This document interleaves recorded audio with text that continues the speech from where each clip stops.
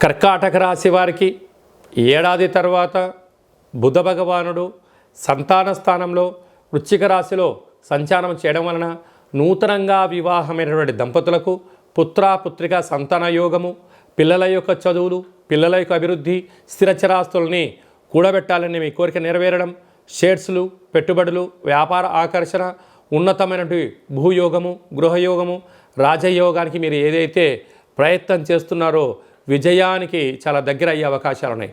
కాకపోతే మీకు ఒకవైపు అష్టమస్థాన శని యొక్క ప్రభావం కూడా ఉంది. అందులో సంవత్సరం ఇయర్ ఎండింగ్, కొత్త సంవత్సరం ఆంగ్ల సంవత్సరం ప్రారంభమవుతుంది. కనుక ఇలాంటి కాల సమయంలో పెట్టుబడులు పెట్టేటప్పుడు కానీ, తెచ్చుకునేటప్పుడు కానీ, క్రయ విక్రయాలను ఇది సరైన సమయమా కాదా అని చెప్పి చూసుకోవడం మీ వ్యక్తిగతం అని చెప్పి గమనించాలి. కనుక తొందరపాటు నిర్ణయాలకు ఇది సరైన సమయం కాదు. ఓపికగా, పట్టుదలగా, మంచి ప్లానింగ్తో ముందుకెళ్ళండి.